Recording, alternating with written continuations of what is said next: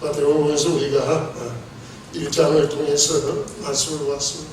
예수 그리스도의 세계는 어떤 세계인가? 아브라함과 다윗의 자손 예수 그리스도의 세계라.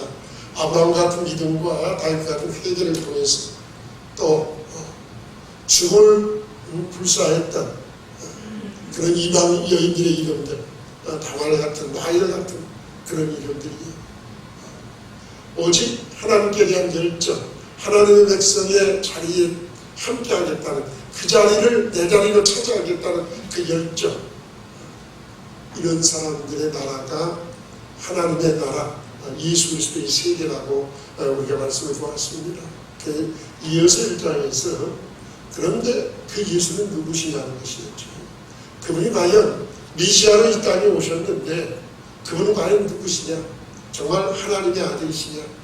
아니면 아버지 없이 태어난 그런 사생아에 불과하느냐? 정말 입에 담기도 불경스러울 만큼 유대에서 상상할 수 없는 얘기였어요. 그런데 그 불편한 얘기를 마태는 먼저 꺼냈습니다. 예수는 과연 누구시냐? 오늘 우리에게도 이 문제가 가장 중요한 문제지. 내가 믿는 예수, 그분이 누구시냐? 그것을 바로 알아야 합니다. 정말 하나님의 아들이신가? 그분이 나의 구원자로 정말 이 땅에 오신 하나님이신가? 아니면 아버지 없이 태어난 그저 사람 예수에 불과했던가? 네, 그렇습니까? 1장 21절에서 아들을 아는 이름을 예수하라. 이는 그가 자기 백성을 저희 죄에서 구원할 자라고 있어요. 우리와 똑같은 인간이라면, 나와 똑같은 사람이라면 내 죄를 해결할 수 없습니다. 누가 누구를 대신해서 죽을 수 있습니까? 똑같은 죄인인데요. 죄인이 죄인을 대신해서 죽었다고 해서 그것이 무슨 효과가 있고 효용이 있겠습니까? 아무 의미가 없지. 감옥에 두 사형수가 갇혀 있어요. A라는 사형수는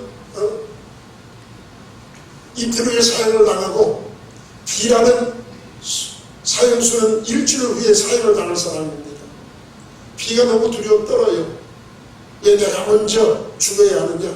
나는 죽기 싫은데 누가 나를 대신해서 죽어주면 좋겠다. 하도 불을 떠니까 B가 보고 있다가, 야, 그렇게 어차피 죽을 떠느냐? 내가 내 대신 먼저 가서 죽을게.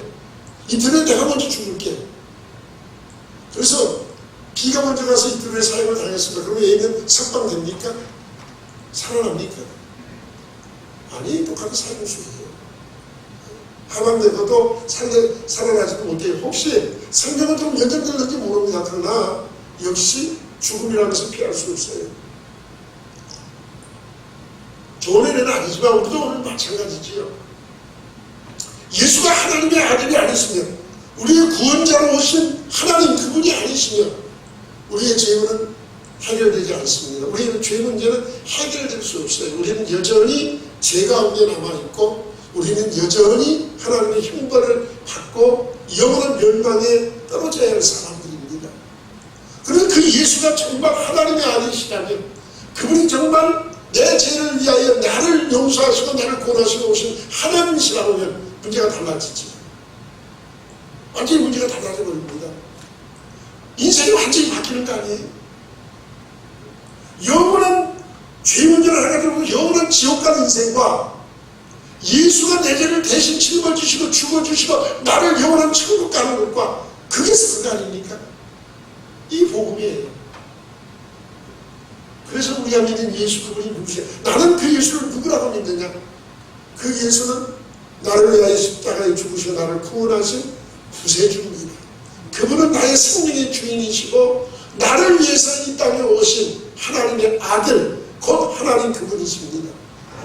오늘 우리가 이 고백이 분명해져야 합니다. 이 고백이 없으면 나는 여전히 죄 가운데 있는 사람이에요. 아직도 구원의 의미를 깨닫지 못하고 하나님의 은혜가 무엇인지를 깨닫지 못하는 사람에 불과합니다. 아주 불편한 얘기였는데 마태는 이 얘기를 1장에 했었어요. 오늘 2장에 와서는 마태는 크게 두 가지 얘기를 하죠. 하나는 동방박사에 대한 얘기, 또 하나는 하나님과의 전쟁, 영적인 전쟁의 얘기를 이제 꺼내기 시작합니다. 예수가 하나님의 아들이시라면, 그분이 나를 위해서 이 세상에 오신 구세주인 것을 믿는다고 한다면 오늘 내 모습은 어때야 합니까? 이것이 오늘 2장 1절부터 12절까지 동방 박사의 모습이에요. 자, 한것 때 예수님께서 메시아로 이 땅에 오셨습니다. 아기로 오셨습니다. 우리와 똑같은 인간의 몸을 먹고 이 땅에 오셨습니다. 그런데 예수님이 오시니까 나타나는 현상이 있었어요. 그 전까지 유대인들이 기다리고 고대했던 것은 무엇입니까? 메시아여 어서 오시옵소서. 그래서 그게 그들의 소망 아니에요? 너무 고통스러운 괴로워서 그리스도여, 하나님의 기름 부은 자여, 메시아여 속히 우리에게 임하소서. 어려우면 우리는 그런 고백들을 하잖아요. 시편 70편에서 5절에서도 다윗이 그런 고백을 합니다. 나는 가난하고 궁핍하오니 하나님이 속히 내게 임하소서. 주는 나의 구원자시며 나를 건지시는 자시오니 여호와여 지체하지 마소서. 오늘 그것이 다윗의 심정만이 아니고 온 유대인의 심정이 힘들고 어려울 때 우리는 그런 것, 오늘 우리에게 똑같은 고백, 똑같은 심정입니다. 그런 심정 없는 사람이 누가 있어요? 힘들고 있어서 주님 속히 내게 임하소서. 주님은 나의 도움이시지 않습니까? 나를 건지시는 분이 않습니까? 지체하지 말아 주시옵소서. 나를 속히 도와주옵소서. 그게 다 우리의 심정 아닙니까? 오늘 우리가 어려운 시대, 죄악이 관영하는 이런 어려운 때에 살아가면서 우리가 부르는 고백이 뭡니까? 초대교회 성도들 같이, 저 일자에서 고통당하는 성도들 같이, 주 예수여 어서 오시옵소서. 마라나타니까 어서 오시옵소서. 너나를 이상한 구름만 때도 항해나 내 주님 오시리하여. 그 마지막 시대를 사는, 이 마지막 시대의 어려움 속에 사는 성도들의 고백이요 노래 아니요, 노래요 찬양들이 아닙니까? 오늘 우리가 충분히 기다리고 삽니다. 유대인들이 그렇게 살아왔었어요. 메시아에 어서 오시옵소서. 그런데 정작 그 메시아가 오셨습니다. 예수가 아기로 이 땅에 오셨습니다. 그런데 그들의 반응은 어땠습니까? 오늘 이게 문제예요. 동방박사라는 것은 점성술사들이지요. 별을 보고 인간의 생사화복을, 그 운명을, 소위 말해서 그들의 말대로 하면 운명을 예측하는 사람들, 이 사람들이 점성술사예요. 별을 보고 연구하는 사람들이죠. 그들 눈에 이상한 별이 보여졌어요. 그리고 그들은 세상에 메시아가, 구세주가 온 것을 직감했습니다. 그리고 그 별의 인도함을 따라서 얼마나 먼 길을 왔는지도 몰라요. 얼마나 험하고 고통스러운 그런 역사들을 걸어왔는지 모릅니다. 어찌됐든 따라왔습니다. 메시아에 대한 초대지, 별을 보는 초대지, 별의 인도함을 받고 그들은 초장을 받아서 메시아의 탄생의 자리에, 그 잔치자리에, 그 생일의 잔치자리에 그들은 청함을 받고 초청을 받아서 왔습니다. 그런데 문제가 터졌어요. 예루살렘에 왔습니다. 예루살렘까지 도착해서 그들이 생각하기는 뭐예요? 왕은 왕궁이 날 것이다. 그러잖아요. 왕자니까. 왕은 왕궁이 날 것이다. 그래서 헤롯 궁전을 찾아갔습니다. 그랬더니 헤롯 궁전이 그냥 뒤집혔습니다. 난리가 나버렸어요. 이게 무슨 소리냐? 아니, 유대인들은 아무도 몰랐다고요. 메시아가 오셨는지 하면 아주 박사들을 놓고 물어보니까, 아니 그 유대인의 그 학자들 놓고 정확하게 말합니다. 얘네들 배들면 유대인은 가장 장을 지나도 내게서 한 다섯 목자가서 내 백성이 먹고 목자가 될 것이야. 뭐 잘 알아요. 성경 기록합니다. 그러나 정작 예수님이 오시니까, 메시아가 오시니까 그들은 몰랐습니다. 전혀 몰랐어요. 그리고 시끄럽게 소동만 했어요. 나를 서로 묻고 어디냐, 어디 무슨 일이냐, 난리가 났어요. 다른 말로 표현하면 무슨 얘기입니까? 성민이라고 말하는 것들 아닙니까? 이방인들은 지옥에 불순하게 우리는 하나님의 선민이고 우리만 천국 가서 우리만 택함받은 사람이다. 그런데 왜 이방인인 동방 박사들은 초대함을 받아서 왔는데 그들은 태어난 것도 몰랐어요. 초대받은 사람이 아무도 없다고 소리예요. 완전히 주객전도 아닙니까? 그렇게 멸시하고 조롱하던 이방인은 초대함을 받았는데 왕의 단체에 초대함을 받았는데 정작 서민이라고 하나님의 자녀라고 그렇게 큰 소리 치던 그들은 초대함 받은 사람이 아무도 없어요. 이거 우리에게 무엇을 의미합니까?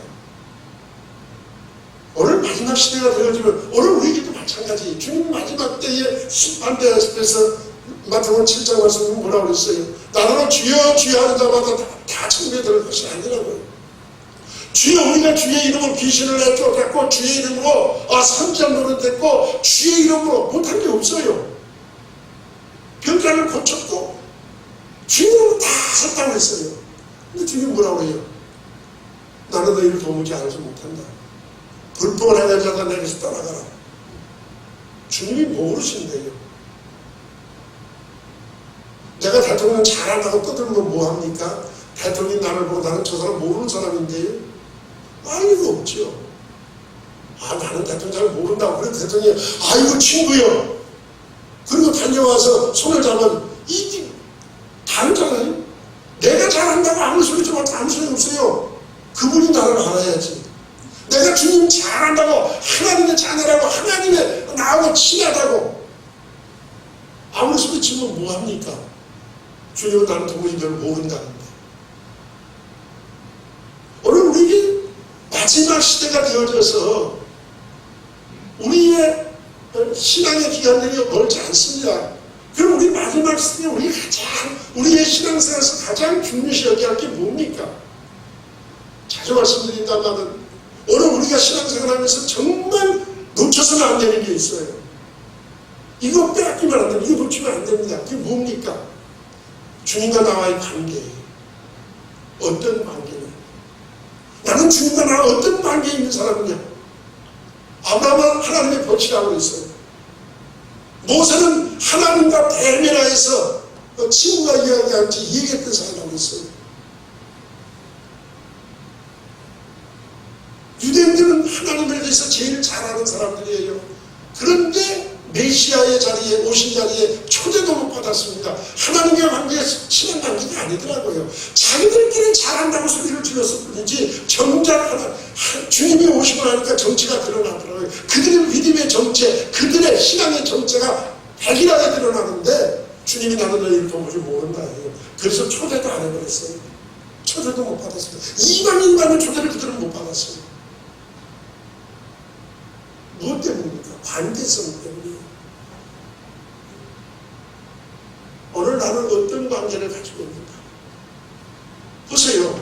자, 그들이 정말 성인이라면 주님과 가깝다면 예수님이 오신 소식을 들었습니다. 메시아가 아기로 오셨다는 소리를 들었습니다. 그럼 어떻게 합니까? 지금이라도 쫓아가야죠.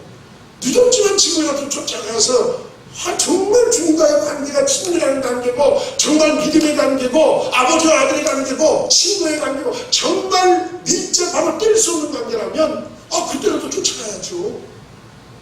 근데 안 가요. 왜 안 갑니까? 헤롯이 눈치 보이거든요.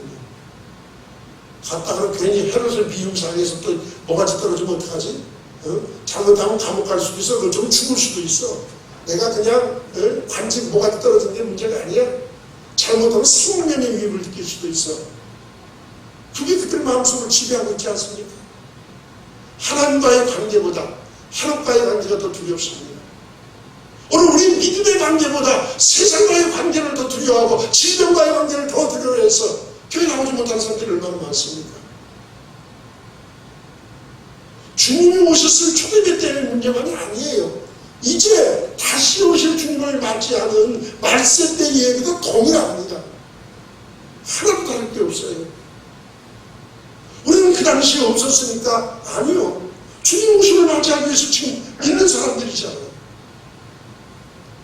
헤롯의 눈치를 보려면 가지 않더라고요. 세상의 눈치를 보기 위해서 사람들의 눈치 때문에 믿음 지키는 일을 얼마나 우리가 등한시할 때가 많습니까? 눈치 볼 때가 얼마나 많습니까?